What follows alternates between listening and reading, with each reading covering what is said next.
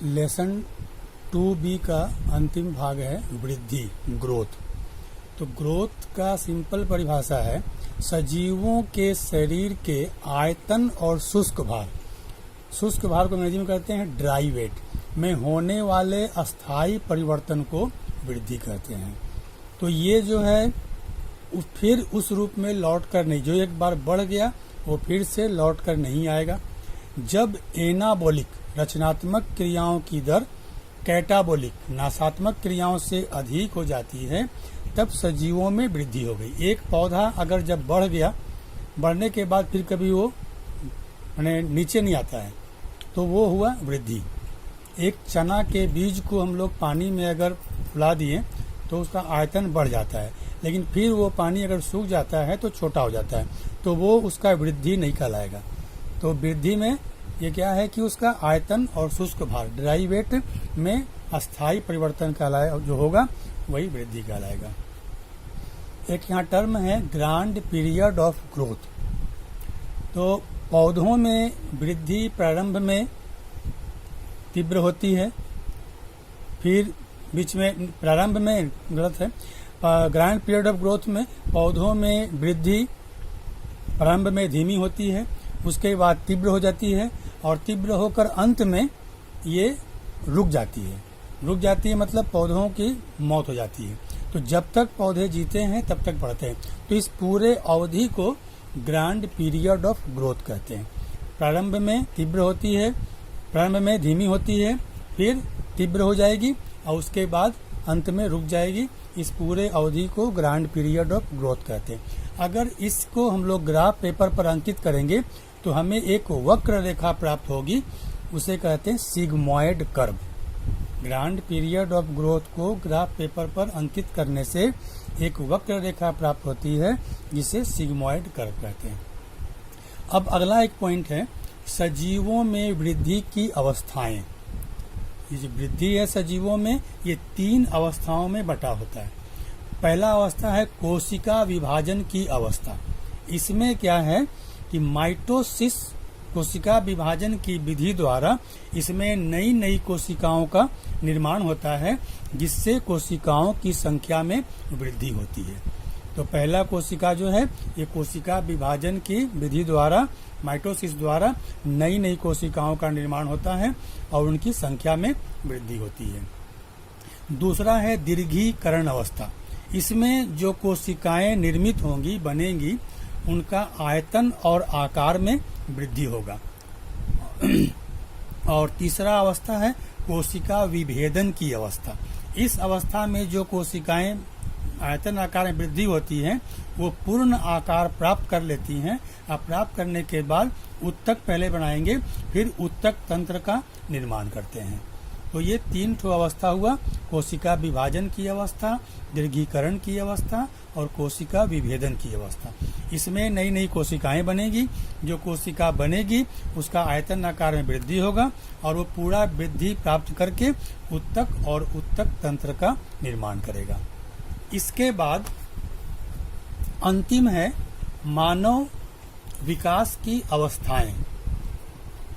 तो मानव विकास की 5 अवस्थाएं हैं। अलग अलग किताब में अलग अलग भाषा लिखा हुआ है और इसमें अबोध शिशु अवस्था, इन्फेंसी जो काल है, इसमें किसी किसी किताब में जन्म से 3 वर्ष किया है, किसी में 5 वर्ष किया है, किसी में 6 वर्ष किया है। हम 5 वर्ष मान के चल रहे हैं। तो इस समय बच्चा जो है अबोध होता है, शुरू में एकदम लाचार होता है, धीरे धीरे वो चलना सीखता है, बोलना सीखता है, फिर दौड़ना भी सीखता है। उसके दांत आने लगते हैं, नाखून और बाल भी बढ़ने लगते हैं और इस अवस्था में एसटीएच हार्मोन का भी उत्पत्ति शुरू हो जाता है। इस अवस्था में लेकिन वृद्धि दर अधिक होती है। बच्चे 5 वर्ष तक जल्दी जल्दी बढ़ते हैं, उनमें वृद्धि अधिक होती है। दूसरा है शिशु अवस्था। शिशु अवस्था ये 5 वर्ष से 12 वर्ष की अवस्था है और इसमें कई घटनाएं होती हैं और इसमें वृद्धि दर कुछ कम रहती है, इसमें अधिक होती थी, इसमें कुछ कम जाती है। एसटीएच और थायरोक्सिन का थोड़ा स्राव इसके तुलना में बढ़ जाता है, जो नियंत्रण करता है और इसमें बच्चों का मानसिक विकास होने लगता है, उनकी बुद्धि का विकास होता है, बच्चों में खेलने की प्रवृत्ति अधिक होती है। इसी समय बच्चों को हम लोग अच्छी अच्छी शिक्षाएं दे सकते हैं, उनका विकास इस समय करा सकते हैं कि उनको खेलने के माध्यम से भी हम लोग उसको अच्छा से पढ़ा भी सकते हैं। इसके बाद है किशोरावस्था। किशोरावस्था ये बहुत ही महत्वपूर्ण अवस्था है जीवन का, जो 12 वर्ष से लेकर 18 वर्ष का उम्र का होता है, एडोलेसेंस। और इसमें वृद्धि दर अधिक होती है। 12 वर्ष के बाद बच्चे बच्चियां वो उनका लंबाई बढ़ने लगता है।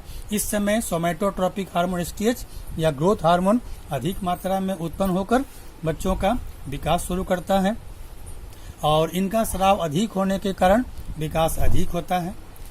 टेस्टिस से निकलने वाला टेस्टोस्टेरोन जो नर में और ओवरी से अंडाशय से निकलने वाला ऑस्ट्रोजन जो मादा में निकलता है, ये दोनों हार्मोनों का स्राव होने लगता है, जिससे लैंगिक लक्षणों का विकास होने लगता है।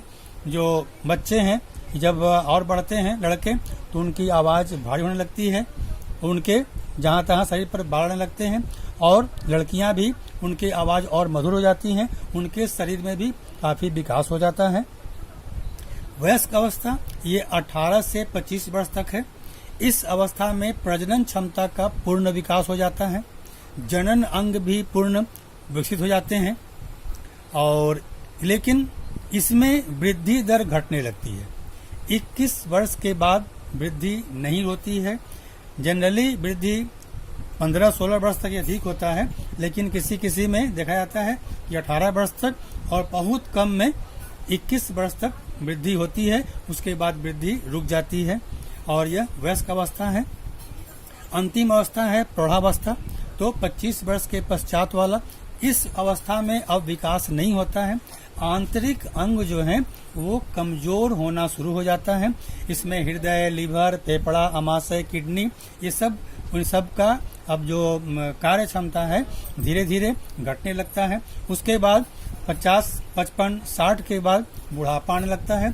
अब बुढ़ापा में ये सब अंग और भी अधिक कमजोर हो जाते हैं और शरीर उनका शिथिल पड़ने लगता है और अंत में उनकी मृत्यु हो जाती है।